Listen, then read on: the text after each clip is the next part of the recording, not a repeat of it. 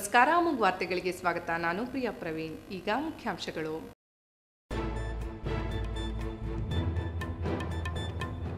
ತವರು ಜಿಲ್ಲೆಗೆ ಸಿಎಂ ಕುಮಾರಸ್ವಾಮಿಯಿಂದ ಅಭಿವೃದ್ಧಿಯ ಹೊಳೆ. ಚನ್ನರಾಯಪಟ್ಟಣ ತಾಲೂಕಿನ ವಿವಿಧ ಅಭಿವೃದ್ಧಿ ಕಾಮಗಾರಿಗಳಿಗೆ ಚಾಲನೆ. 20 ಕೋಟಿ ಬಂಡವಾಳದಲ್ಲಿ ಜಿಲ್ಲೆಯಲ್ಲಿ 10,000 ಉದ್ಯೋಗ ಸೃಷ್ಟಿ ಭರವಸೆ.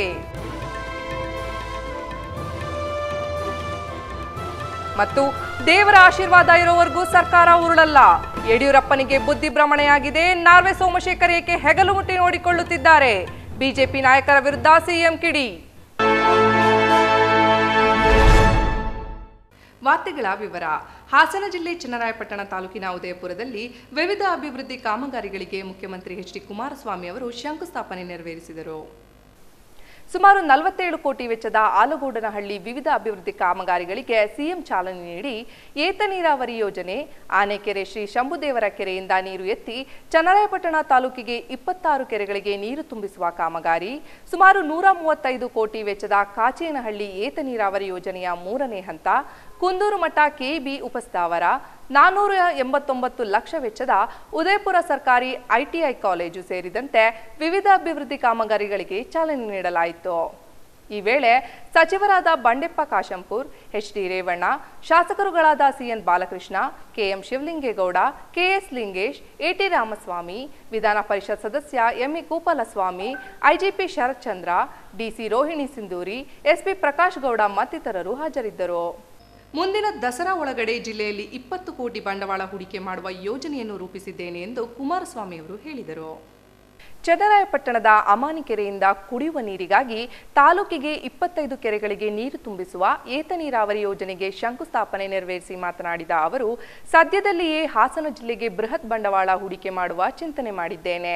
ಇದರಿಂದ ಸುಮಾರು 10,000 ಮಂದಿಗೆ ಸ್ಥಳೀಯವಾಗಿ ಉದ್ಯೋಗ ಕಲ್ಪಿಸುವ ಯೋಜನೆ ಇದಾಗಿದೆ. ಈ ಮೂಲಕ ನಿರುದ್ಯೋಗಿ ಯುವ ಜನತೆಗೆ ಸ್ಫೂರ್ತಿ ತುಂಬಿದ ಅವರು, ಇಂತಹ ಯೋಜನೆಗಳನ್ನು ಮುಂದಿನ ದಿನಗಳಲ್ಲಿ ಗುಲ್ಬರ್ಗಾ, ರಾಯಚೂರು, ಧಾರವಾಡಗಳಲ್ಲಿ ಪ್ರಾರಂಭಿಸುವುದಾಗಿ ಭರವಸೆ ನೀಡಿದರು. ಈ ಜಿಲ್ಲೆಯ ಅಭಿವೃದ್ಧಿ ಒಂದೇ ಅಲ್ಲ, ಈ ರಾಜ್ಯದ ಅಭಿವೃದ್ಧಿ ನನ್ನ ಕರ್ತವ್ಯ.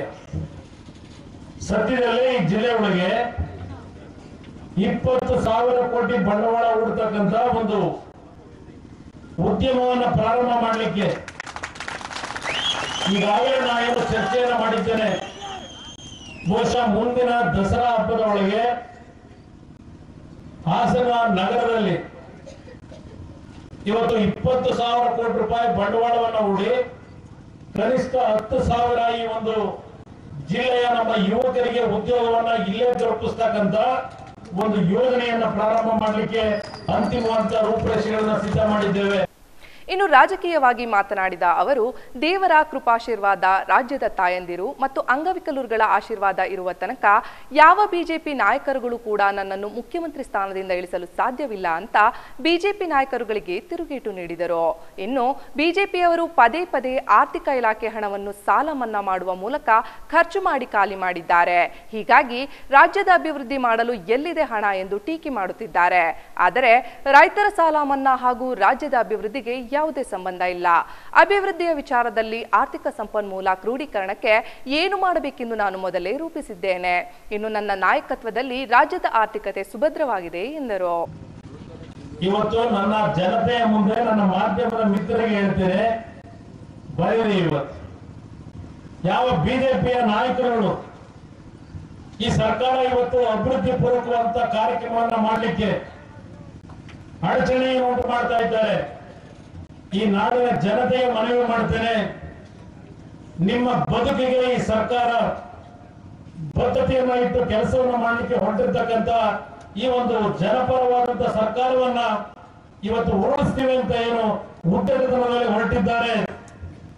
ಈ ನಾಡಿನ ಜನತೆ ದಂಗೆಯನ್ನ ಹೇಳಬೇಕು ಅಂತಕ್ಕಂಥದನ್ನ ಈ ನನ್ನ ಪುಣ್ಯ ಭೂಮಿಯಿಂದ ಕರೆ ಕೊಡ್ತಕ್ಕಂಥದ್ದಕ್ಕೆ ತೀರ್ಮಾನ ಮಾಡ್ತೇನೆ. ನಾನು ಈ ಸರ್ಕಾರವನ್ನು ನಡೆಸಬೇಕಾದರೆ, ನನ್ನಿಂದ ತಪ್ಪೇನಾದರೂ ಆದರೆ, ಈ ನಾಡಿನ ಜನತೆಗೆ ನಾನು ದ್ರೋಹ ಮಾಡಿದ್ರೆ, ನನ್ನ ವಿರುದ್ಧ ದಂಗೆ ಹೇಳಿ, ನನ್ನ ವಿರುದ್ಧ ತಿರುಗಿ ಬಿಡಿ ನೀವು ಈ ನಾಡಿನ ಜನತೆ. ಇನ್ನು ಇದೇ ವೇಳೆ ಮಾಧ್ಯಮಗಳ ವಿರುದ್ಧ ಅಸಮಾಧಾನ ಹೊರಹಾಕಿದ ಸಿಎಂ, ರಾಜ್ಯದ ವರದಿಗಾರರು ಕೂಡ ನನ್ನ ಪರ ಇದ್ದಾರೆ, ಆದರೆ ಕೆಲ ಚಾನಲ್ ಮುಖ್ಯಸ್ಥರುಗಳು ವರದಿಯನ್ನು ತಿರುಚುತ್ತಿದ್ದಾರೆ. ಈಗ ಸರ್ಕಾರ ಬೀಳಬಹುದು, ನಾಳೆ ಬೀಳಬಹುದು ಎಂದು ಪ್ರಚಾರ ಮಾಡುತ್ತಿದ್ದಾರೆ. ಅಂತಹವುಗಳಿಗೆ ಕಿವಿಗೊಡದೆ ನೈಜ ಸುದ್ದಿಯತ್ತ ಗಮನ ಹರಿಸಿ ಅಂತ ಕಿವಿ ಮಾತನ್ನು ಹೇಳಿದ್ರು. ಬಳಿಕ ಮತ್ತೆ ಸಾಲ ಮನ್ನಾದ ಬಗ್ಗೆ ಪ್ರಸ್ತಾಪಿಸಿದ ಸಿಎಂ ಕುಮಾರಸ್ವಾಮಿ, ಈಗಾಗಲೇ ಎಲ್ಲ ಸಹಕಾರಿ ಬ್ಯಾಂಕ್ಗಳಲ್ಲಿರುವ 9,450 ಕೋಟಿ ಸಾಲ ಮನ್ನಾ ಮಾಡಿದ್ದು, ಹಾಸನ ಜಿಲ್ಲೆಯ ಒಂದರಲ್ಲಿ ಸುಮಾರು 170 ಕೋಟಿ ಸಾಲ ಮನ್ನಾವಾಗಿದೆ ಅಂತ ಹೇಳಿದ್ರು. ಹಾಗೆ ಕಳೆದ ಕಾಂಗ್ರೆಸ್ ಸರ್ಕಾರದಲ್ಲಿ ಘೋಷಣೆ ಮಾಡಿದ್ದ ಸಾಲದ ಉಳಿದ ಮೊತ್ತವನ್ನು ಕೂಡ ಮನ್ನಾ ಮಾಡಲು ನಿರ್ಧರಿಸಿದ್ದೇವೆ. ರಾಷ್ಟ್ರೀಕೃತ ಬ್ಯಾಂಕ್ಗಳಲ್ಲಿ ರೈತರು ಪಡೆದಿರುವ ಸಾಲದ ಬಗ್ಗೆ ಸಂಪೂರ್ಣ ಮಾಹಿತಿಯನ್ನು ಒದಗಿಸುವಂತೆ ಸೂಚಿಸಿದ್ದು, ವರದಿ ಬಂದ ಬಳಿಕ ಮುಂದಿನ ದಿನಗಳಲ್ಲಿ ಎಲ್ಲ ರಾಷ್ಟ್ರೀಕೃತ ಬ್ಯಾಂಕ್ಗಳ ಸಾಲ ಮನ್ನಾ ಮಾಡಲು ನಿರ್ಧರಿಸಿದ್ದೇನೆ. ರಾಜ್ಯದ ಜನತೆಗೆ ನಾನು ಒಂದು ಮನವಿ ಮಾಡುತ್ತೇನೆ, ನಮ್ಮ ಸರ್ಕಾರದ ಮೇಲೆ ವಿಶ್ವಾಸವನ್ನು ಇಡಿ. ಎಲ್ಲಾ ಸಮಸ್ಯೆಗಳನ್ನು ಬಗೆಹರಿಸುವ ನಿಟ್ಟಿನಲ್ಲಿ ನಾವು ಪ್ರಾಮಾಣಿಕ ಕೆಲಸವನ್ನು ಮಾಡುತ್ತೇವೆ ಎಂದರು. ಅದಕ್ಕೆ ನಾನು ಮಾಧ್ಯಮದ ಮಿತ್ರರಿಗೆ ದೋಷ ಕೊಡೋದೇ ಇಲ್ಲ, ಇಲ್ಲ ಯಾರು ಕೂಗೋದ್ರೆ. ಮಾಧ್ಯಮದ ಮಿತ್ರರು ನನ್ನ ಬಗ್ಗೆ ಹೆಚ್ಚಿನ ಪ್ರೀತಿ ಇದ್ದವರು ಜಾಸ್ತಿ ಇದ್ದಾರೆ, ವರದಿಗಾರರು. ಆದ್ರೆ ಅಲ್ಲಿ ಮೇಲಿರ್ತಾರಲ್ಲ ಅವ್ರ ಮುಖ್ಯಸ್ಥರುಗಳು, ಅವರಿಗೆ ಹಲವಾರು ರೀತಿಯ ಒತ್ತಡಗಳಿರ್ತವೆ. ಈಗಾಗಲೇ ಬೆಳಗ್ಗೆಯಿಂದ ಕೆಲವರು ಟಿವಿ ನೋಡೋದಕ್ಕೆ ಬಂದು ಕೂತಿರ್ಬೇಕು. ನೀವು ಏನಾದ್ರೂ ನೀವೆಲ್ಲರೂ ನಿಮ್ಮ ಮನೆ ಮಗ ಇವತ್ತೇನು ಬಂದಿದ್ದಾನೆ, ಏನೋ ನಾಳೆ ಬೆಳಗ್ಗೆ ನಾಡಿದ್ದು ಬೆಳಗ್ಗೆ ಬಾಂಬೆಗೆ ಏನೋ ಶಾಸಕರುಗಳು ಹೋಗ್ತಾ ಇದ್ದಾರೆ, ಬಾಂಬೆಯಿಂದ ಅದೆಂತದ್ದು ಮಿಲಿಟರಿ ಫೋರ್ಸ್ ಜೊತೆನಲ್ಲಿ 18 ಜನನೋ 20 ಜನನೋ ಕರ್ಕೊಂಡು ವಾಪಸ್ ಬಂದು ಸರ್ಕಾರ ಕೆಡವುತ್ತಾರೆ. ಇವೆಲ್ಲ ವರದಿಗಳು ಬರ್ತಾ ಇದ್ದಾವೆ ಟಿವಿಗಳಲ್ಲಿ. ನಾನು ಅವ್ರಿಗೆ ದೋಷ ಕೊಡೋದಿಲ್ಲ, ಅದು ಬಿಜೆಪಿ ಸ್ನೇಹಿತರುಗಳು ಕೋರ್ಟ್ಕಡೆ ಕೂತಿದ್ದಾರೆ. ಎಷ್ಟೆಷ್ಟು ಕಸರತ್ತುಗಳನ್ನು ಮಾಡ್ತಾ ಇದ್ದಾರೆ ಎಲ್ಲ ಗೊತ್ತು. ಈಗ ನಮ್ಮ ಸಹೋದರಿ ಜಿಲ್ಲಾಧಿಕಾರಿಗಳು ಒಂದು ಮಾತು ಕೇಳ್ತಾ ಇದ್ರು ನನಗೆ. ಇದಕ್ಕೂ ಮೊದಲು ಮಾತನಾಡಿದ ಸ್ಥಳೀಯ ಶಾಸಕ ಸಿಎನ್ ಬಾಲಕೃಷ್ಣ, ಇದು ನನ್ನ ಜೀವನದಲ್ಲಿ ಸುದಿನ. ನಾನು 2 ಬಾರಿ ಚುನಾವಣೆಗೆ ಇದ್ದಾಗಲೂ ಕೂಡ ಇಷ್ಟೊಂದು ಸಂಭ್ರಮಿಸಿರಲಿಲ್ಲ. ಕಳೆದ 20 ವರ್ಷಗಳಿಂದ ನೆನೆಗುದಿಗೆ ಬಿದ್ದಿದ್ದಂತಹ ನೀರಾವರಿ ಯೋಜನೆಗಳ ಕಾಮಗಾರಿ ಪೂರ್ಣಗೊಳ್ಳುವ ಹಂತ ತಲುಪಿದೆ. ಚನ್ನರಾಯಪಟ್ಟಣದ ಅಮಾನಿಕೆರೆಯಿಂದ ಮಂಗಳೂರಿನ ಓಷನ್ ಕಂಪನಿಯ ಮೂಲಕ ತ್ವರಿತಗತಿಯಲ್ಲಿ ವರ್ಷದೊಳಗೆ ಏತ ನೀರಾವರಿಯನ್ನು ಪೂರ್ಣಗೊಳಿಸುವ ಕಾರ್ಯ ಮಾಡಲಾಗುವುದು. ಇದರಿಂದ ತೋಟಿ ಭಾಗದ ಸುಮಾರು 26 ಕೆರೆಗಳಿಗೆ ಜೀವಸೆಲೆ ಬರುತ್ತದೆ. ರೈತರ ಸಂಕಷ್ಟಗಳು ಕೂಡ ಬಗೆಹರಿಯುತ್ತದೆ. ಹಾಗಾಗಿ ಇಂತಹ ಕಾರ್ಯಕ್ರಮದಲ್ಲಿ ಮುಖ್ಯಮಂತ್ರಿ ಜೊತೆ ನಾನು ಭಾಗವಹಿಸಿರುವುದು ತುಂಬಾ ಖುಷಿಯಾಗುತ್ತಿದೆ.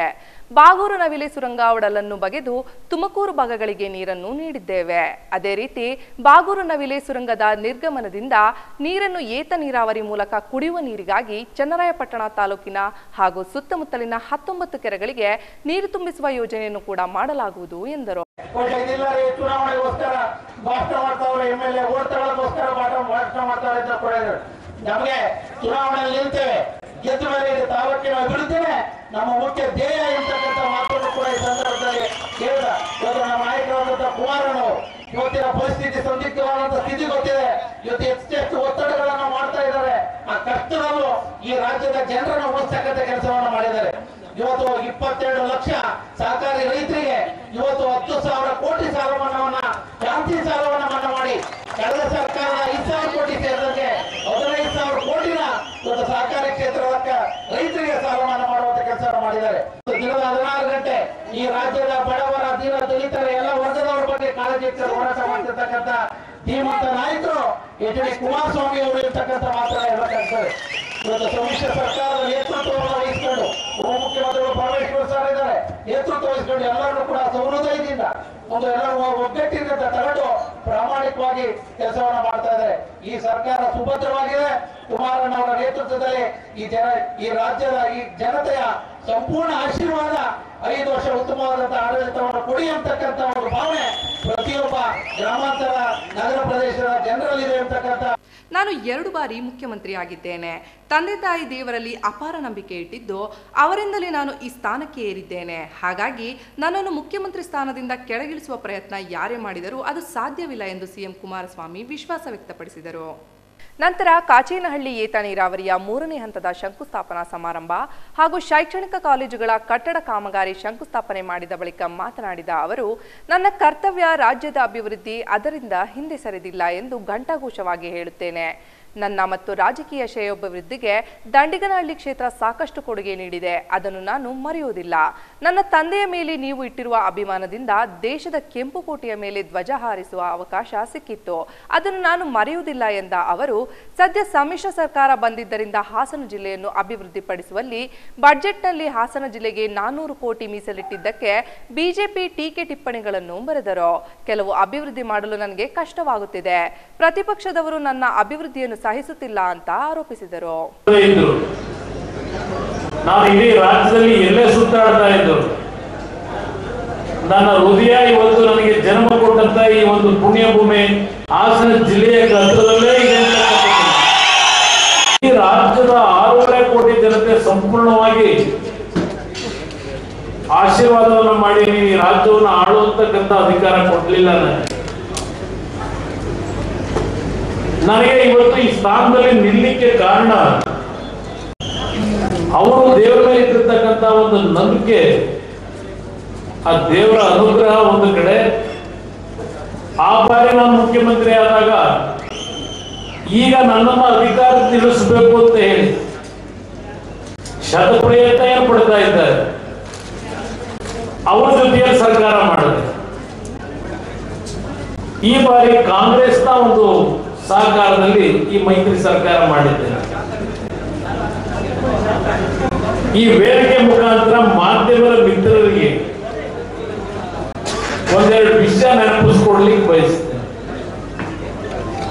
ನನ್ನ ರಾಜಕೀಯದ ಜೀವನದಲ್ಲಿ ಈ ಸ್ಥಾನದಲ್ಲಿ ಕೆಲಸ ಮಾಡಬೇಕಾದ್ರೆ ನಾನು ಅನುಭವಿಸ್ತಾ ಇರತಕ್ಕಂಥ ಪ್ರತಿದಿನದ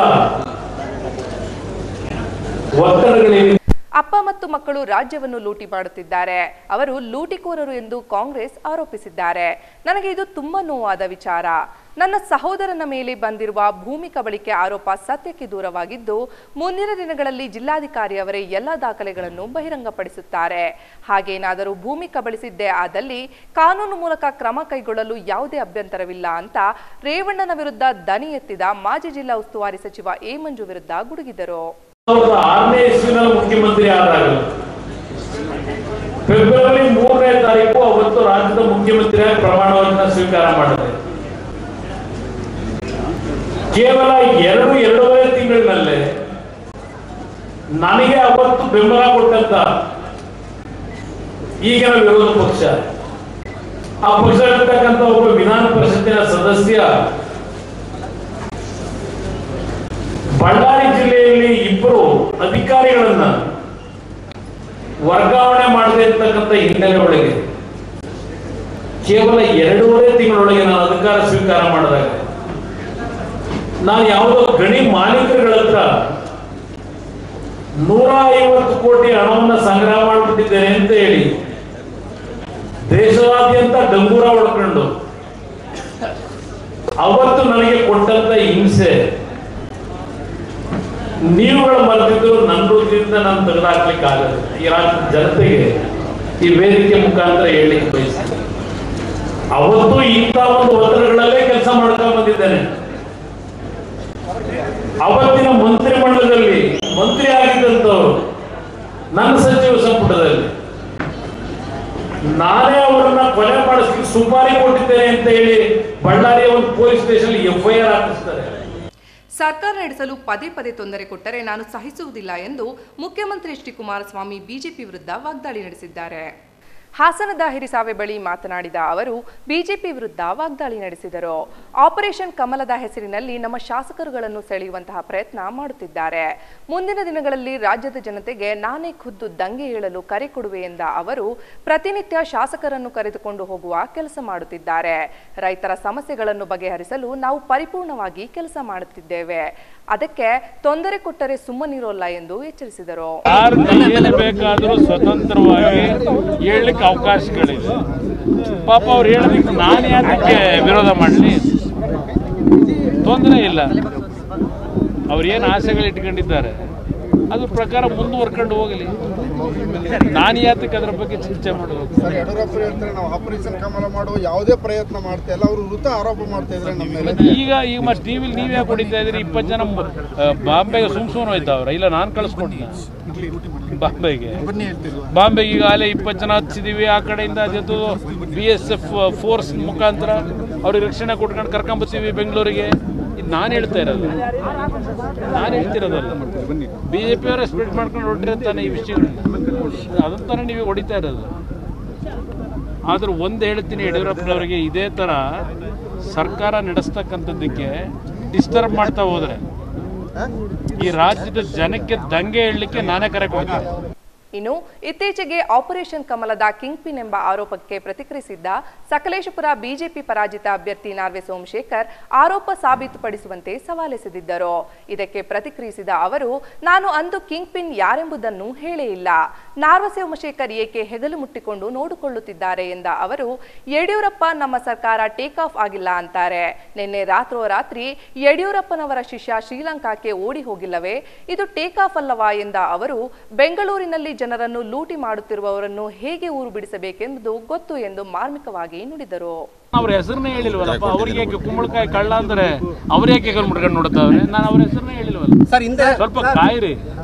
ಯಾರ್ಯಾರು ಬೆಂಗಳೂರಿನಲ್ಲಿ ಅಂಡರ್ಗ್ರೌಂಡ್ ಮಾಫಿಯಾಗಳಿದ್ದಾರೆ, ಯಾವ್ಯಾವ ರೀತಿ ಪಾಪದ ಹಣ ಸಂಗ್ರಹಣೆ ಮಾಡಿ ಚುನಾವಣೆ ನಡೆಸ್ಕೊಂಡು ಹೊರಟ್ರು, ಅವೆಲ್ಲ ಹೊರಗೆ ಬರ್ತದೆ ಒಂದೊಂದಾಗಿ. ಟೇಕ್ ಆಫ್ ಅಂದ್ರೆ ಅರ್ಥ ಗೊತ್ತಿದೆಯಾ ಅವರಿಗೆ? ಟೇಕ್ ಆಫ್ ಅಂದ್ರೆ ಅರ್ಥ ಗೊತ್ತಿದೆಯಾ? ಯಡಿಯೂರಪ್ಪನವರಿಗೆ ಪಾಪ ಯಾವುದೋ ಲೋಕದಲ್ಲಿದ್ದಾರೆ, ಇಲ್ಲ ಬುದ್ಧಿಭ್ರಮಣೆ ಆಗಿದೆಯೇನೋ ಗೊತ್ತಿಲ್ಲ ನನಗೆ. ಈ ಸರ್ಕಾರ ನಡೀತಾ ಇದೆಯೋ ಇಲ್ವೋ ಅಂತ ಅನ್ನೋದಕ್ಕೆ ಈಗ ಮೊನ್ನೆ ರಾತ್ರಿ ಯಡಿಯೂರಪ್ಪನವ್ರ ಶಿಷ್ಯ ಇಲ್ಲಿ ಯಾರೋ ಬಂದಿದ್ನಲ್ಲ ಮದುವೆಗೆ ಅರಸೀಕೆರೆಗೆ, ಯಾಕಪ್ಪ ಶ್ರೀಲಂಕಾ ಕದ್ದೋದ ಅರ್ಧ ರಾತ್ರಿಲಿ? ಯಾಕೆ ಕದ್ದೋದ? ಸರ್ಕಾರ ಟೇಕ್ ಆಫ್ ಆಗಿರೋದಕ್ಕೆ ಇಂಥವರೆಲ್ಲ ಕದ್ದು ಊರು ಬಿಡ್ತಾ ಇದ್ದಾರೆ. ಈಗ ಇಂಥವನ್ನೆಲ್ಲ ಊರು ಬಿಡಿಸೋದು ಹೇಗೆ ಅನ್ನೋದು ಗೊತ್ತಿದೆ. ಬನ್ನಿ. ಅಪ್ಪ ಅಮ್ಮನಿಗೆ ಹುಟ್ಟಿದವರು ಯಾವುದೇ ಕಾರಣಕ್ಕೂ ಎಚ್ ಡಿ ದೇವೇಗೌಡರ ಕುಟುಂಬಕ್ಕೆ ಮೋಸ ಮಾಡಲ್ಲ ಎಂದು ಅರಸೀಕೆರೆ ಶಾಸಕ KM ಶಿವಲಿಂಗೇಗೌಡ ಮಾರ್ಮಿಕವಾಗಿ ನುಡಿದರು. ಚನ್ನರಾಯಪಟ್ಟಣದ ವಿವಿಧ ಅಭಿವೃದ್ಧಿ ಕಾಮಗಾರಿಗಳ ಶಂಕುಸ್ಥಾಪನಾ ಕಾರ್ಯಕ್ರಮದಲ್ಲಿ ಮುಖ್ಯಮಂತ್ರಿ ಸಮ್ಮುಖದಲ್ಲಿ ಶಾಸಕರು ರೋಷಭರಿತವಾಗಿ ಮಾತನಾಡುವ ಮೂಲಕ ನಾನು ಬೇರೆ ಪಕ್ಷಕ್ಕೆ ಹೋಗುತ್ತೇನೆ ಎಂಬ ಗಾಳಿ ಸುದ್ದಿಗೆ ತೆರೆ ಎಳೆದಿದ್ದಾರೆ. ಅರಸೀಕೆರೆ ವಿಧಾನಸಭಾ ಕ್ಷೇತ್ರದಲ್ಲಿ ಹೆಚ್ಚಿನ ಸಂಖ್ಯೆಯಲ್ಲಿ ವೀರಶೈವ ಜನಾಂಗದವರು ಇದ್ದರೂ ನನ್ನ ಅವಧಿಯಲ್ಲಿ ಮಾಡಿರುವ ಅಭಿವೃದ್ಧಿ ಕೆಲಸಗಳನ್ನು ಗಮನಿಸಿ ನನ್ನನ್ನು ನನ್ನ ಕ್ಷೇತ್ರದ ಜನತೆ ಬೆಂಬಲಿಸುತ್ತಾ ಬಂದಿದ್ದಾರೆ. ನಾನು JDS ಪಕ್ಷ ಬಿಟ್ಟು ಬೇರೆ ಪಕ್ಷಕ್ಕೆ ಹೋಗುವ ಮಾತೇ ಇಲ್ಲ. ಕ್ಷೇತ್ರದ ಕೆಲಸವಾಗಬೇಕು ಎಂದಾಗ ಅನ್ಯ ಪಕ್ಷದ ಅಧಿಕಾರದಲ್ಲಿರುವವರನ್ನು ಭೇಟಿ ಮಾಡಬೇಕಾಗುತ್ತದೆ. ಹಾಗಂತ ಬಿಜೆಪಿ ಹೋಗಲು ಸಾಧ್ಯವೇ ಎಂದು ಪ್ರಶ್ನಿಸಿದರು. JDS ಪಕ್ಷಕ್ಕೆ ದ್ರೋಹ ಮಾಡಲ್ಲ ಎಂದ ಅವರು, ಅಪ್ಪ ಅಮ್ಮನಿಗೆ ಹುಟ್ಟಿದವರು ದೇವೇಗೌಡರ ಕುಟುಂಬಕ್ಕೆ ಯಾವುದೇ ಕಾರಣಕ್ಕೂ ಮೋಸ ಮಾಡಲ್ಲ ಎಂದು ಗೊಂದಲಕ್ಕೆ ತೆರೆ ಎಳೆದಿದ್ದಾರೆ. ಯಾವ ಪಕ್ಷರಿ ಎಂತದ್ರಿ ಯಾವಂದ್ರಿ ಸರ್ಕಾರ ಯಾಕ್ರಿ ಕುಮಾರಣ್ಣಿಯಿಂದ ಈ ರಾಜ್ಯದಲ್ಲಿ ಮುಖ್ಯಮಂತ್ರಿ ತರಕಾರಿ ಯಾವ ಮಗನ ಕೈಲಾಗ ಅಪ್ಪ ತಂದು ಹೇಳಿದ್ರಿ. ಅಪ್ಪ ಮಾತ್ರ ದೇವೇಗೌಡ ಕುಟುಂಬಕ್ಕೆ ಮೋಸ ಮಾಡಲ್ಲ ಅಂತ ಹೇಳಿದ್ರಿ. ನನ್ನ ಜೀವನದಲ್ಲಿ ರಾಜಕೀಯ ಜಗಳ ಆಗ್ತೀನಿ ಇಲ್ಲ ನನಗೆ ಆತ್ಮಸುಂದರೇ ಜಗಳ ಆಗ್ತೀನಿ. ನಾನು ಸ್ವಲ್ಪ ಜಗಳಾಡೋದು ಜಾಸ್ತಿ. ಇನ್ನೂ ನಾನು ಸರ್ಕಾರಗಳಲ್ಲಿ ಪ್ರೀತಿ ವಿಶ್ವಾಸದಿಂದಲೂ ನಾನು ಕೆಲಸ ಮಾಡಿಸ್ಕೊಂಡಿದ್ದೀನಿ. ಈಗೂ ನಾನು ಕೆಲಸ ಮಾಡ್ಸಿದ್ದೀನಿ. ನಾನು ಎಲ್ಲೂ ಮೋಸ ಮಾಡೋದಲ್ಲ. ಆದ್ರಿಂದ ನನ್ನ ಒತ್ತಡ ಇದೆ. ನನಗೆ ಸ್ವಾಮೀಜಿಗಳ ಒತ್ತಡ ಇದೆ. ಅಲ್ಲೊಬ್ರು ನಮ್ಮ ಸ್ವಾಮೀಜಿ ಇದ್ದಾರೆ. ಅವ್ರು ಹೇಳ್ತಾ ಇರ್ತಾರೆ ಸಂಜೆ ಸಮ ಇನ್ನೆಲ್ಲ ಓದ್ ತೂಗ್ತಾರೆ, ಇನ್ನೆಲ್ಲ ಓದ್ ತೂಗ್ತಾರೆ. ಅದಕ್ಕೆ ನಾನು ಏನು ಮಾಡಕ್ಕಾಗಲ್ಲ. ಆದ್ರಿಂದ ನಾನು ಯಾರು ನಾನು ಇದು ಮಾಡಲ್ಲ. ನನ್ನ ಕ್ಷೇತ್ರ ಆದ್ರು ನಾನು ನನ್ನ ಕ್ಷೇತ್ರನ ನಾನು ಕಾಪಾಡಿಕೊಳ್ಳೋದು ನನ್ನ ಜವಾಬ್ದಾರಿ. ಮರಳುಗಾಡಿನಲ್ಲಿ ಒಂದು ಕ್ಷೇತ್ರವನ್ನ ನಾನು JDSಗೆ ತಂದುಕೊಟ್ಟಿದ್ದೇನೆ. ಆ ರೀತಿಯಲ್ಲಿ ನಾನು ಈ ಜಿಲ್ಲೆನಲ್ಲಿ JDSಗೆ ನಾನು ಉಳಿಸಿಕೊಟ್ಟಿದ್ದೇನೆ. ನನಗೆ ಯಾವ ಮಂತ್ರೂ ಬೇಡ, ಯಾವುದೂ ಬೇಡ. ಮತ್ತೆ ಸ್ಟೇಟ್ಮೆಂಟ್ ಕೊಟ್ಟೆ, ರೇವಣ್ಣ ಬಿಟ್ಟು ನಿಮ್ಮ ಮಂತ್ರಿ ಕೊಡೋದಿಲ್ಲ, ನನ್ನ ಮಂತ್ರಿ ಆಗೋದು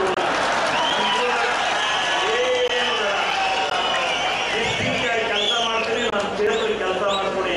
ಆದ್ರೂ ಜಿಲ್ಲೆಗೆ ಸೇರಿದರೆ ಅರಸೀಕೆರೆ ತಾಲೂಕಿನವರು ನಾವು ಶಾಪಗ್ರಸ್ತರಾಗಿದ್ದೀವಿ. 70 ವರ್ಷದ ರಾಜಕಾರಣದಿಂದ ಹಿಂದುಳಿದು ಬಂದಿದ್ದೀವಿ. ಇವತ್ತು ನಾವು ಮುಂದೆ ಹೋಗ್ಬೇಕು. ನನಗೆ ಅಭಿವೃದ್ಧಿಯೇ ಮಂತ್ರ, ನನಗೆ ಯಾವುದಿಲ್ಲ. ಅದರಿಂದಲೇ ನನಗೆ 44,000 ಬಹುಮತವನ್ನು ಕೊಟ್ಟು ನನಗೆ ಅಂತ ಇದರಲ್ಲಿ ಗೆಲ್ಲಿಸಿದ್ದಾರೆ. ಅದಕ್ಕೋಸ್ಕರ ನಾನು ನಿಮ್ಮೆಲ್ಲರಿಗೆ ಕೈ ಜೋಡಿಸಿ ಸಾಷ್ಟಾಂಗ ಪ್ರಣಾಮಗಳನ್ನು ಮಾಡಿ ಕೇಳ್ತಾ ಇದ್ದೇನೆ. ನನ್ನ ಕುಮಾರಣ್ಣವರು, ನಮ್ಮ ರೇವಣ್ಣವರು ನನ್ನ ಮೇಲೆ ಜಿಲ್ಲಾಧಿಕಾರಿ ರೋಹಿಣಿ ಸಿಂಧೂರಿ ಆದೇಶದನ್ವಯ ನಗರಸಭೆ ಆರೋಗ್ಯಾಧಿಕಾರಿಗಳು ಸಿಬ್ಬಂದಿಗಳೊಂದಿಗೆ ಗುರುವಾರ ಬೆಳ್ಳಂಬೆಳಗ್ಗೆ ನಗರದ ಪ್ರಮುಖ ಫುಟ್ಪಾತ್ ರಸ್ತೆಗಳಲ್ಲಿ ಅಕ್ರಮವಾಗಿ ಹಾಕಲಾಗಿರುವ ಕಟ್ಟಡ ಮತ್ತು ಕಟೌಟ್ ಅನ್ನು ತೆರವುಗೊಳಿಸಲಾಯಿತು. ಮೊದಲು ನಗರದ ಎನ್ಆರ್ ವೃತ್ತದಿಂದ ಬಿಎಂ ರಸ್ತೆ ಮೂಲಕ ಸುಭಾಷ್ ಚೌಕ ಸುತ್ತಮುತ್ತ ಬೆಳಗ್ಗೆ 7:30ರಿಂದ ತೆರವು ಕಾರ್ಯಾಚರಣೆ ನಡೆಸಿದರು. 4-5 ಟ್ರ್ಯಾಕ್ಟರ್ ತುಂಬಿಕೊಂಡು ಸಾಗಿಸಲಾಯಿತು. ಈ ವೇಳೆ ಮಾತನಾಡಿದ ಇದೇ ವೇಳೆ ನಗರಸಭೆ ಪರಿಸರ ಅಭಿಯಂತರ ಆದೀಶ್ ಕುಮಾರ್, ನಗರಸಭೆ ವ್ಯಾಪ್ತಿ ಮುಖ್ಯ ರಸ್ತೆಯಲ್ಲಿ ದೊಡ್ಡ ಅಂಗಡಿ, ಶೋರೂಂ ಮತ್ತು ಮಳಿಗೆಗಳ ಮುಂದೆ ನಗರಸಭೆಯಿಂದ ಯಾವ ಅನುಮತಿಯನ್ನು ಪಡೆಯದೆ ಕಟೌಟ್, ಬ್ಯಾನರ್ ಇತರೆಯನ್ನು ಹಾಕುವ ಮೂಲಕ ಪಾದಚಾರಿ ರಸ್ತೆಯನ್ನು ಆಕ್ರಮಿಸಿ ಸಾರ್ವಜನಿಕರು ಓಡಾಡಲು ಮತ್ತು ವಾಹನ ಸಂಚಾರಕ್ಕೆ ಅಡಚಣೆ ಆಗುತ್ತಿತ್ತು. ಇದರಿಂದ ಅನೇಕ ಬಾರಿ ಅಪಘಾತಗಳು ಸಂಭವಿಸಿ ಪ್ರಾಣಹಾನಿಯಾಗುತ್ತಿತ್ತು. ಇದರಿಂದ ಮೂಲಭೂತ ಸೌಕರ್ಯಗಳು ಅಳವಡಿಸಲು, ನಿರ್ವಹಣೆ ಮಾಡಲು ತೊಂದರೆಯಾಗುತ್ತಿತ್ತು. ಈ ಬಗ್ಗೆ ಹಲವಾರು ದೂರುಗಳು ಸ್ವೀಕೃತವಾಗುತ್ತಿದ್ದರೂ ಗಂಭೀರವಾಗಿ ಪರಿಗಣಿಸಲಾಗಿದೆ ಎಂದರು. ಜಿಲ್ಲಾಧಿಕಾರಿ ಆದೇಶದಂತೆ ರಸ್ತೆ ಮತ್ತು ಫುಟ್ಪಾತ್ನಲ್ಲಿ ಒತ್ತುವರಿ ಮಾಡಿಕೊಂಡಿರುವಂಥ ಫ್ಲೆಕ್ಸು ಮತ್ತು ಅನಧಿಕೃತನ ನಿರ್ಮಿಸ್ತಕ್ಕಂಥವ್ರನ್ನೆಲ್ಲ ತೆರವುಗೊಳಿಸಲಿಕ್ಕೆ ಆದೇಶ ಮಾಡಿದ್ದಾರೆ. ಇವಾಗೆಲ್ಲ ಆಲ್ರೆಡಿ 3 ದಿವಸ ಹಿಂದೆ ಎಲ್ಲರಿಗೂ ನೋಟಿಸ್ ಇಶ್ಯೂ ಮಾಡಿದ್ವಿ. ಇವ್ರು ಯಾವುದೇ ಕ್ರಮ ಕೈಗೊಂಡಿಲ್ಲ. ಅದರಿಂದ ನಮ್ಮ ನಗರಸಭೆಯಿಂದಲೇ ನಾವು ಇದು ಮಾಡ್ತಾ ಇದ್ದೀವಿ. ಸೊ ಇವಾಗ ಈಗ BM ರೋಡ್ ಎಲ್ಲ ಕ್ಲಿಯರ್ ಮಾಡ್ತೀವಿ. ಕಂಪ್ಲೀಟ್ BM ರೋಡ್ ಇವತ್ತು ಕ್ಲಿಯರ್ ಮಾಡ್ತೀವಿ. ಎಲ್ಲ ನಗರದ ಯಾವುದೇ ಪಾದಚಾರಿ ವಸ್ತುನ ಯಾವುದೇ ಕಾರಣಕ್ಕೂ ಬಿಡಲ್ಲ. ನಗರಸಭೆಯಿಂದ ನಾವು ತೆರವುಗೊಳಿಸ್ತೀವಿ. ಇದೇ ವೇಳೆ ಆರೋಗ್ಯಾಧಿಕಾರಿ ರಂಜನ್, ಮಂಜುನಾಥ್, ರಾಜೇಂದ್ರ ಇತರರು ಉಪಸ್ಥಿತರಿದ್ದರು. ಸ್ವಾಮಿ ವಿವೇಕಾನಂದರ ಚಿಕಾಗೋ ಭಾಷಣಕ್ಕೆ 125 ವರ್ಷ ತುಂಬಿದ ಸವಿನೆನಪಿಗಾಗಿ ಯುವ ಬ್ರಿಗೇಡ್ ಸೋದರಿ ನಿವೇದಿತಾ ಪ್ರತಿಷ್ಠಾನ ಇವರ ಸಂಯುಕ್ತಾಶ್ರಯದಲ್ಲಿ ಶುಕ್ರವಾರ ಮತ್ತೊಮ್ಮೆ ದಿಗ್ವಿಜಯ ರಥಯಾತ್ರೆ ಜರುಗಲಿದೆ ಎಂದು ಕಾರ್ಯಕರ್ತ ಗಣೇಶ್ ಹಾಸನ್ ತಿಳಿಸಿದರು. ಪತ್ರಿಕಾಗೋಷ್ಠಿಯಲ್ಲಿ ಗುರುವಾರ ಮಾತನಾಡಿದ ಅವರು, ಶುಕ್ರವಾರ ಮಧ್ಯಾಹ್ನ 2 ಗಂಟೆಗೆ ಶೋಭಾಯಾತ್ರೆಯು ಜಿಲ್ಲಾ ಕನ್ನಡ ಸಾಹಿತ್ಯ ಪರಿಷತ್ತಿನಲ್ಲಿ ಹೊರಡಲಿದ್ದು, ಉದ್ಘಾಟನೆಯನ್ನು ಶಾಸಕ ಪ್ರೀತಂ ಜೇಗೌಡ ನೆರವೇರಿಸಿ ಮೆರವಣಿಗೆ ಗೋಮತಿ ಕಲ್ಯಾಣ ಮಂಟಪದವರೆಗೂ ಜರುಗಲಿದ್ದು, ಇಲ್ಲಿ ಸಭಾ ಕಾರ್ಯಕ್ರಮ ಮಧ್ಯಾಹ್ನ 3 ಗಂಟೆಗೆ ನಡೆಯಲಿದ್ದು, ಉದ್ಘಾಟನೆಯನ್ನು ಮೈಸೂರು ರಾಮಕೃಷ್ಣ ಆಶ್ರಮದ ಪರಮಪೂಜ್ಯ ಸ್ವಾಮಿ ಶಾಂತಿವೃತಾನಂದಾಜಿ ಮಹಾರಾಜ್ ನೆರವೇರಿಸಲಿದ್ದಾರೆ. ಮುಖ್ಯ ಭಾಷಣಕಾರರಾಗಿ ಯುವ ಬ್ರಿಗೇಡ್ ಕಾರ್ಯಕರ್ತ ನಿತ್ಯಾನಂದ ವಿವೇಕವಂಶಿ, ಸಂಸ್ಕಾರ ಭಾರತಿ ಕರ್ನಾಟಕ ದಕ್ಷಿಣ ಪ್ರಾಂತ ಕಾರ್ಯದರ್ಶಿ ಹರಿಹರಪುರ ಶ್ರೀಧರ್, ಯುವ ಬ್ರಿಗೇಡ್ ರಾಜ್ಯ ಸಂಚಾಲಕ KSS ಚಂದ್ರಶೇಖರ್, ಮೈಸೂರು ವಿಭಾಗ ಸಹ ಕಾರ್ಯವಾಹ ವಿಜಯಕುಮಾರ್ ಇತರರು ಭಾಗವಹಿಸಲಿದ್ದಾರೆ ಎಂದರು.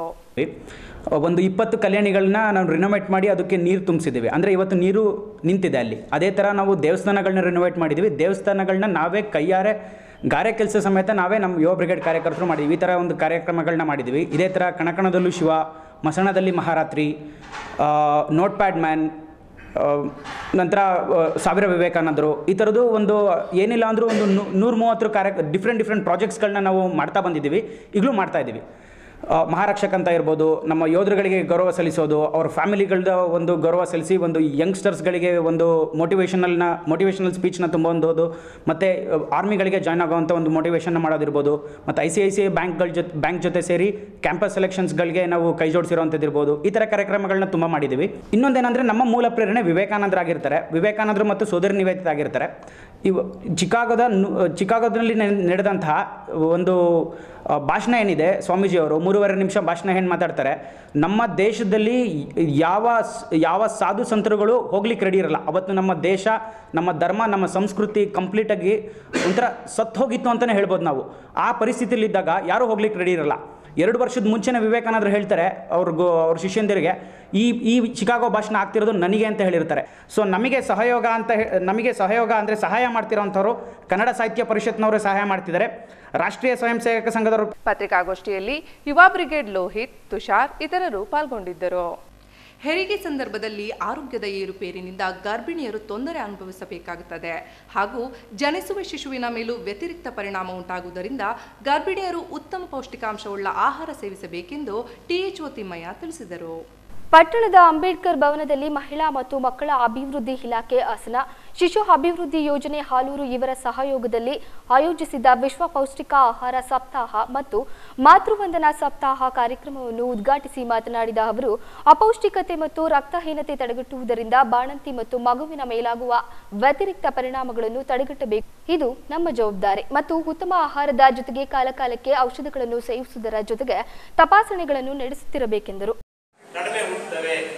ಸೊ ಈಗ ಹೇಳಿ, ನಮ್ಮ ಜವಾಬ್ದಾರಿ ಅಲ್ವಾ? ನಮ್ಮ ಕೈ ತಡೆಯಕ್ಕೆ ಸಾಧ್ಯ ಇದೆ ಅಲ್ವಾ? ಅಪೌಷ್ಟಿಕತೆ ಮತ್ತು ರಕ್ತಹೀನತೆಯನ್ನು ನಾವು ತಡೆಗಟ್ಟೋದ್ರಿಂದ ತಾಯಿ ಮತ್ತು ಮಗುವಿನ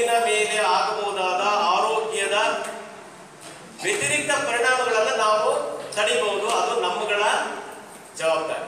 ಅದಕ್ಕೆ ಏನೇನು ಮಾಡ್ಬೇಕು, ನಾವು ಕಾಲಕ್ಕೆ ನಾವು ಏನ್ ಮಾಡ್ಬೇಕು, ಸರಿಯಾದ ರೀತಿ ಆಹಾರ ತಗೋಬೇಕು, ವೈದ್ಯರು ಹೇಳಿದಂತ ಔಷಧಿಗಳು ತಗೋಬೇಕು, ಕಾಲಕ್ಕೆ ತಪಾಸಣೆಗೆ ಒಳಗಾಗಬೇಕು. ಇದು ಮಾತ್ರ ಇದಾದ್ರೆ ಊಟದ ವಿಷಯಕ್ಕೆ ಬಂದ್ರೆ ಸಿಡಿಪಿಯು ಮಲ್ಲೇಶ್ ಮಾತನಾಡಿ, ಅಂಗನವಾಡಿಗಳಲ್ಲಿ ಗರ್ಭಿಣಿಯರಿಗೆ ಊಟ ನೀಡುವ ವ್ಯವಸ್ಥೆ ಇದ್ದು ಅಲ್ಲಿಗೆ ಹೋಗಲು ಗರ್ಭಿಣಿಯರು ಮುಜುಗರ ಪಡುತ್ತಿದ್ದರು. ಈ ನಿಟ್ಟಿನಲ್ಲಿ ಜಿಲ್ಲಾಧಿಕಾರಿಗಳು ಬೇರೆ ಯೋಜನೆ ರೂಪಿಸಿದ್ದು ಇದರಲ್ಲಿ ತಯಾರಾದ ಆಹಾರವನ್ನು ಮನೆಗೆ ತಲುಪಿಸುವ ಯೋಜನೆ ಇದ್ದು ಈ ನಿಟ್ಟಿನಲ್ಲಿ ಇಲಾಖಾ ಉಪನಿರ್ದೇಶಕರು ಮತ್ತು ಪ್ರೊಬೇಷನರಿ ಡಿಸಿ ಪ್ರಿಯಾಂಕರವರು ಧಾರವಾಡ ಕೃಷಿ ವಿಶ್ವವಿದ್ಯಾಲಯಕ್ಕೆ ಕಳುಹಿಸಲಾಗಿದ್ದು ಅವರು ಅಧ್ಯಯನ ಮಾಡಿ ಬಂದಿದ್ದಾರೆ. ಸದ್ಯದಲ್ಲೇ ಈ ಯೋಜನೆ ಅನುಷ್ಠಾನಕ್ಕೆ ಬರಲಿದೆ ಎಂದರು. ಬರಲಿಕ್ಕಾಗಲ್ಲ ಮಧ್ಯಾಹ್ನ, ಮತ್ತು ಕೆಲವರು ಅಂಗನವಾಡಿನಲ್ಲಿ ಹೋಗಿ ಹೆಂಗೆ ಊಟ ಮಾಡೋದಪ್ಪ ಅಂತ ಸಂಕೋಚನೂ ಇರ್ಬೋದೇನೋ. ಆ ಥರದಲ್ಲಿ ಒಂದಷ್ಟು ಇಡೀ ಜಿಲ್ಲೆಯಲ್ಲಿ ಪರ್ಸೆಂಟೇಜ್ ಸ್ವಲ್ಪ ಕಮ್ಮಿ ಇದೆ. ಆದರೆ ಈಗ ಅದನ್ನು ಜಿಲ್ಲಾಧಿಕಾರಿಗಳು ಬೇರೆ ಒಂದು ಯೋಜನೆ ರೂಪಿಸಿದ್ದಾರೆ. ಅದನ್ನು ಅವರಿಗೆ ರೆಡಿ ಫುಡ್ಡನ್ನು ಮನೆಗೆ ಕೊಡಲಿಕ್ಕೆ ಯಾವ ಥರ ಆಗುತ್ತೆ ಅಂತ ಹೇಳ್ಬಿಟ್ಟು ಈಗಾಗಲೇ ಅಧ್ಯಯನ ಮಾಡಿದ್ದಾರೆ.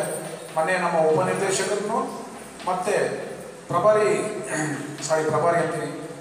ಪ್ರೊಬೇಷನರಿ ಡಿಸಿ ಗರ್ಭಿಣಿ ಬಾಣಂತಿಯರಿಗೆ ಸರಿಯಾದ ತಿಳುವಳಿಕೆ ನೀಡಲು ಕೇಂದ್ರ ಸರ್ಕಾರದ ಮಹತ್ವಾಕಾಂಕ್ಷಿ ಕಾರ್ಯಕ್ರಮ ಮಾತೃವಂದನಾ ಜಾರಿಗೆ ಬಂದಿದ್ದು ಮಾತೃವಂದನಾ ಸಪ್ತಾಹದ ಅಂಗವಾಗಿ ಗರ್ಭಿಣಿಯರಿಗೆ ಸೀಮಂತ ಕಾರ್ಯಕ್ರಮ ನೆರವೇರಿಸಲಾಯಿತು. ಕಾರ್ಯಕ್ರಮದಲ್ಲಿ THO Thimmaiah, EO Malleshappa, CDPO Mallesh, Asha ಕಾರ್ಯಕರ್ತೆಯರು, ಅಂಗನವಾಡಿ ಕಾರ್ಯಕರ್ತೆಯರು ಮತ್ತು ಆರೋಗ್ಯ ಇಲಾಖಾ ಸಿಬ್ಬಂದಿಗಳು ಹಾಜರಿದ್ದರು. ಈಗ ಜಾಹೀರಾತು. ಮಂಗಳ ಆಸ್ಪತ್ರೆ ಹಾಸನದ ಪ್ರತಿಷ್ಠಿತ ಆಸ್ಪತ್ರೆಗಳಲ್ಲಿ ಒಂದಾದ ಮಂಗಳ ಆಸ್ಪತ್ರೆಯು ಕರ್ನಾಟಕ ರಾಜ್ಯದಲ್ಲಿ 15ನೇ ಸ್ಥಾನ ಪಡೆದು ಹಾಸನದ ಹಿರಿಮೆಯನ್ನು ಹೆಚ್ಚಿಸಿದ ಮಂಗಳ ಆಸ್ಪತ್ರೆಯ ವ್ಯವಸ್ಥಾಪಕರಾದ ಡಾಕ್ಟರ್ ಅಶೋಕ್ ಗೌಡರ ಸಾರಥ್ಯದಲ್ಲಿ ಇದೀಗ ಮಲ್ಟಿ ಸ್ಪೆಷಾಲಿಟಿ ಆಸ್ಪತ್ರೆಯಾಗಿ ಕಾರ್ಯನಿರ್ವಹಿಸುತ್ತಿದ್ದು ಹಾಸನ ಜಿಲ್ಲೆಯ ಏಕೈಕ NABH ಆಸ್ಪತ್ರೆಯಾಗಿದೆ. ಸಾಮಾನ್ಯರಿಗೂ ಉತ್ತಮ ಸೇವೆ, 24 ಗಂಟೆಗಳ ಚಿಕಿತ್ಸಾ ಸೌಲಭ್ಯವಿದೆ. ಮಾಹಿತಿಗಾಗಿ ಸಂಪರ್ಕಿಸಿ ಮಂಗಳ ಆಸ್ಪತ್ರೆ. ಅಕ್ಷರ ಬುಕ್ ಹೌಸ್, ಪುಸ್ತಕಗಳ ತಾಣ, ಹಾಸನದಲ್ಲಿ ಅನುಪಮ ಪುಸ್ತಕ ಮಳಿಗೆ. ಎಲ್ಲರ ಮನೆ ಮಾತಾದ ಅಕ್ಷರ ಬುಕ್ ಹೌಸ್ ನಲ್ಲಿ ಕನ್ನಡ ಸಾಹಿತ್ಯ ಲೋಕದಲ್ಲಿ ಅಪ್ರತಿಮ ಸಾಧನೆಗೈದ ಕನ್ನಡದ ಹಿರಿಯ ಕವಿಗಳ ಎಲ್ಲಾ ಪುಸ್ತಕಗಳು, ಕಥೆ ಕಾದಂಬರಿಗಳು, ಕವಿತೆ ನಾಟಕಗಳು, 1ರಿಂದ ಡಿಗ್ರಿ ತರಗತಿಯ ಪುಸ್ತಕಗಳು, ಸ್ಪರ್ಧಾತ್ಮಕ ಪರೀಕ್ಷೆಗಳಿಗೆ ಉಪಯುಕ್ತವಾದ ಸ್ಪರ್ಧಾ ಜಗತ್ತು, ಸ್ಪರ್ಧಾ ವಿಜೇತ, ಸ್ಫೂರ್ತಿ, ಸಾಧನ, ವ್ಯಕ್ತಿತ್ವ ವಿಕಸನ ಮುಂತಾದ ಮ್ಯಾಗಝಿನ್ಗಳು ದೊರೆಯುತ್ತವೆ. ಸಂಪರ್ಕಿಸಿ ಅಕ್ಷರ ಬುಕ್ ಹೌಸ್, ಶಂಕರಮಠ ರಸ್ತೆ, ಹಾಸನ. ಹಾಸನದಲ್ಲಿ ಶುಭ ಸಮಾರಂಭಗಳ ಸುಂದರ ತಾಣ ಅಕ್ಷಯ ಕನ್ವೆನ್ಷನ್ ಹಾಲ್. ನಿಮ್ಮ ಕುಟುಂಬದ ಮದುವೆ, ನಾಮಕರಣ ಇನ್ನಿತರ ಶುಭ ಸಮಾರಂಭಗಳಿಗಾಗಿ ಅಕ್ಷಯ ಕನ್ವೆನ್ಷನ್ ಹಾಲ್. ಸುಸಜ್ಜಿತ ಧಾರೆ ಮಂಟಪ, 500 ಜನ ಕೂರಬಲ್ಲ ಆಕರ್ಷಣೀಯ ರಿಸೆಪ್ಷನ್ ಹಾಲ್, ಬಾಲ್ಕನಿ ವ್ಯವಸ್ಥೆಯೂ ಉಂಟು. ವಧುವರರಿಗೆ ಪ್ರತ್ಯೇಕ ರೂಮ್ಗಳು, ಅತಿಥಿಗಳು ಉಳಿಯಲು ಸುಂದರ ಕೊಠಡಿಗಳು, 350 ಜನ ಕೂರಬಲ್ಲ ಊಟದ ಹಾಲ್, 1000 ಜನಕ್ಕೆ ಅಡುಗೆ ಮಾಡಲು ಪಾತ್ರೆ ಪರಿಕರಗಳು, ಕುಡಿಯಲು RO ಮಿನರಲ್ ವಾಟರ್, ಬಿಸಿ ನೀರಿಗಾಗಿ ಗೀಸರ್, ರಕ್ಷಣೆಗಾಗಿ ಸಿಸಿ ಕ್ಯಾಮೆರಾ ವ್ಯವಸ್ಥೆ, ಸಮಾರಂಭಗಳಂದು ಕಟ್ಟಡಕ್ಕೆ ದೀಪಾಲಂಕಾರ, ವಿಶಾಲವಾದ ಪಾರ್ಕಿಂಗ್, ಸಿಟಿ ಬಸ್ ಸೌಲಭ್ಯವಿದೆ. ನಿಮ್ಮ ಶುಭ ಸಮಾರಂಭಗಳಿಗೆ ಪ್ರಾಶಸ್ತ್ಯ ತಾಣ ಅಕ್ಷಯ ಕನ್ವೆನ್ಷನ್ ಹಾಲ್, ವಿಶ್ವೇಶ್ವರಯ್ಯ ರಸ್ತೆ, Vidyanagar, Hassan. Akshaya convention hall, Akshaya convention hall. Haryana handlooms. Haryana handlooms ಸುಮಾರು 10 ವರ್ಷಗಳಿಂದ ಹಾಸನದ ಜನತೆಗೆ ಸೇವೆ ನೀಡುತ್ತಾ ಬಂದಿರುವ ಹರಿಯಾಣ ಹ್ಯಾಂಡ್ಲೂಮ್ ಅಲ್ಲಿ ಎಲ್ಲಾ ವಿಧವಾದ fancy bedsheets, divan sets, sofa bag, ready curtains ಮತ್ತು export door mats, blankets, pillow covers, Jaipur bedsheet ಇನ್ನು ಮುಂತಾದ ಹ್ಯಾಂಡ್ಲೂಮ್ಸ್ ವಸ್ತುಗಳು ನಿಮ್ಮ ಕೈಗೆಟುಕುವ ದರದಲ್ಲಿ ನಮ್ಮಲ್ಲಿ ದೊರೆಯುತ್ತವೆ. ಹರಿಯಾಣ ಹ್ಯಾಂಡ್ಲೂಮ್ಸ್, ಕಟ್ಟಿನಕೆರೆ ಮಾರ್ಕೆಟ್, ಹಳೆ ಬಸ್ ನಿಲ್ದಾಣದ ರಸ್ತೆ, ಹಾಸನ.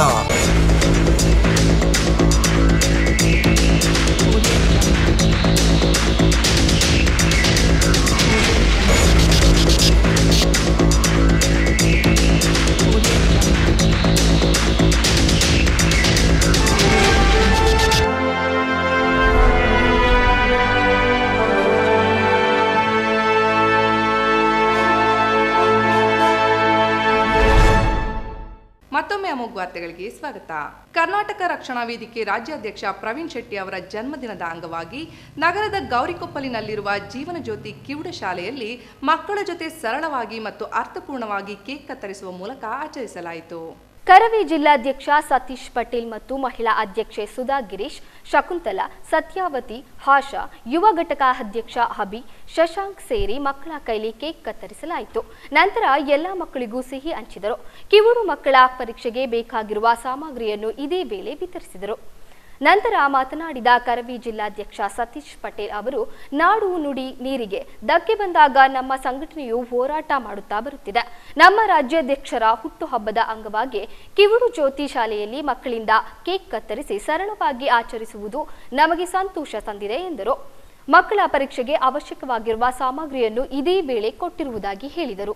ಕನ್ನಡದ ಕುವರ ಕ್ರಾಂತಿಕಾರಿ ಹೋರಾಟಗಾರರಾದಂತಹ ಶ್ರೀಯುತ ಪ್ರವೀಣ್ ಕುಮಾರ್ ಶೆಟ್ಟಿ ಅವರು ಕರ್ನಾಟಕ ರಕ್ಷಣಾ ವೇದಿಕೆ ರಾಜ್ಯಾಧ್ಯಕ್ಷರು. ಇವರ ಇವತ್ತು ಹುಟ್ಟುಹಬ್ಬ ಇತ್ತು. ಹಾಗಾಗಿ ಇವತ್ತು ಮಡಿಕೇರಿಯಲ್ಲೆಲ್ಲ ಮಳೆ ಬಂದು ತುಂಬ ಅನಾಹುತಗಳಾಗಿದ್ದರಿಂದ ನಾವು ಈ ಒಂದು ಶಾಲೆಯಲ್ಲಿ ಚಿಕ್ಕದಾಗಿ ಚೊಕ್ಕವಾಗಿ ಮಾಡಬೇಕು ಅಂತ ಒಂದು ನಿರ್ಧಾರ ಮಾಡಿಕೊಂಡು ಇವತ್ತು ಈ ಮಕ್ಕಳನ್ನ ಈ ಶಾಲೆಯನ್ನು ಆಯ್ಕೆ ಮಾಡ್ಕೊಂಡು ಇವತ್ತು ಇಲ್ಲಿ ಬಂದು ನಾವು ಅವ್ರಿಗೆ ಎಕ್ಸಾಮ್ ಬರೀಲಿಕ್ಕೆ ಪೆನ್ನು ಮತ್ತು ಕಾಗದಗಳನ್ನು ಕೊಡುವ ಮುಖಾಂತರ ಅವ್ರ ಹುಟ್ಟುಹಬ್ಬವನ್ನು ಸರಳವಾಗಿ ಆಚರಣೆ ಮಾಡ್ತಾಯಿದ್ವಿ. ಹಾಗಾಗಿ ದೇವರು ಇವರಿಗೆ ಇನ್ನೂ ಆಯುರಾರೋಗ್ಯ ಆಯಸ್ಸುಗಳನ್ನು ಜಾಸ್ತಿ ಕೊಟ್ಟು ಕನ್ನಡದ ನಾಡು ನುಡಿಗೆ ಹೋರಾಟಕ್ಕೆ ಅವರಿಗೆ ತುಂಬ ಶಕ್ತಿ ಕೊಡಲಿ ಅಂತ ಹೇಳಿ ಸಂದರ್ಭದಲ್ಲಿ ಕೇಳ್ಕೊತಾ ಇದ್ದೀನಿ. ಆಲೂರು ಪಟ್ಟಣದ ಬೈರಾಪುರ ರಸ್ತೆಯಲ್ಲಿ ನೂತನವಾಗಿ ನಿರ್ಮಾಣವಾಗುತ್ತಿರುವ ಪೆಟ್ರೋಲ್ ಪಂಪ್ ಬಳಿ ರಾತ್ರಿ 8:30 ಸಮಯದಲ್ಲಿ ಟ್ರ್ಯಾಕ್ಟರ್ ಹಾಗೂ ಬೈಕ್ ನಡುವೆ ಸಂಭವಿಸಿದ ಅಪಘಾತದಲ್ಲಿ ವ್ಯಕ್ತಿಯೋರ್ವರು ಮೃತಪಟ್ಟಿದ್ದಾರೆ. ತಾಲೂಕಿನ ಬ್ಯಾಬಾ ಕಾಲೋನಿ ಬಸವೇಶ್ವರ ಗ್ರಾಮದ 48 ವರ್ಷದ ನಟರಾಜ್ ಬಿನ್ ಪುಟ್ಟಯ್ಯ ಎಂಬುವವರೇ ಮೃತಪಟ್ಟ ದುರ್ದೈವಿ. ನಟರಾಜ್ ಬುಧವಾರದ ಸಂತೆ ಮುಗಿಸಿಕೊಂಡು ಆಲೂರು ಪಟ್ಟಣದಿಂದ ತಮ್ಮ ಗ್ರಾಮಕ್ಕೆ ಹೀರೋ ಹೋಂಡಾ ಪ್ಯಾಷನ್ ಬೈಕ್ನಲ್ಲಿ ತೆರಳುತ್ತಿದ್ದರು. ಪಟ್ಟಣದಿಂದ ಹೊರಟು ಬೈರಾಪುರ ರಸ್ತೆಯಲ್ಲಿ ಸಾಗುತ್ತಿರಬೇಕಾದರೆ ಬೈರಾಪುರ ಕಡೆಯಿಂದ ಬರುತ್ತಿದ್ದ ಟ್ರ್ಯಾಕ್ಟರ್ ಹಾಗೂ ಬೈಕ್ ನಡುವೆ ಅಪಘಾತ ಸಂಭವಿಸಿ ನಟರಾಜ್ ಸ್ಥಳದಲ್ಲಿ ಮೃತಪಟ್ಟರು. ಪಟ್ಟಣದ ಠಾಣೆಯಲ್ಲಿ ಈ ಬಗ್ಗೆ ದೂರು ದಾಖಲಾಗಿದ್ದು ಟ್ರ್ಯಾಕ್ಟರ್ ವಶಕ್ಕೆ ಪಡೆಯಲಾಗಿದೆ. ಈ ಸಂದರ್ಭದಲ್ಲಿ ಮೃತರ ಪತ್ನಿ ಹಾಗೂ 2 ಮಕ್ಕಳು ಮತ್ತು ಬಂಧು ಮಿತ್ರರ ಆಕ್ರಂದನ ಮುಗಿಲು ಮುಟ್ಟಿತು. ಕೊನೆಯಲ್ಲಿ ಮತ್ತೊಮ್ಮೆ ಮುಖ್ಯಾಂಶಗಳು. ತವರು ಜಿಲ್ಲೆಗೆ ಸಿಎಂ ಕುಮಾರಸ್ವಾಮಿಯಿಂದ ಅಭಿವೃದ್ಧಿಯ ಹೊಳೆ. ಚನ್ನರಾಯಪಟ್ಟಣ ತಾಲೂಕಿನ ವಿವಿಧ ಅಭಿವೃದ್ಧಿ ಕಾಮಗಾರಿಗಳಿಗೆ ಚಾಲನೆ. 20 ಕೋಟಿ ಬಂಡವಾಳದಲ್ಲಿ ಜಿಲ್ಲೆಯಲ್ಲಿ 10,000 ಉದ್ಯೋಗ ಸೃಷ್ಟಿ ಭರವಸೆ. ಮತ್ತು ದೇವರ ಆಶೀರ್ವಾದ ಇರೋವರೆಗೂ ಸರ್ಕಾರ ಉರುಳಲ್ಲ. ಯಡಿಯೂರಪ್ಪನಿಗೆ ಬುದ್ಧಿ ಭ್ರಮಣೆಯಾಗಿದೆ. ನಾರ್ವೆ ಸೋಮಶೇಖರ್ ಏಕೆ ಹೆಗಲು ಮುಟ್ಟಿ ನೋಡಿಕೊಳ್ಳುತ್ತಿದ್ದಾರೆ? ಬಿಜೆಪಿ ನಾಯಕರ ವಿರುದ್ಧ ಸಿಎಂ ಕಿಡಿ. ಮುಂದಿನ ವಾರ್ತಾ ಸಂಚಿಕೆಯೊಂದಿಗೆ ಮತ್ತೆ ಭೇಟಿಯಾಗೋಣ. ವಂದನೆಗಳು.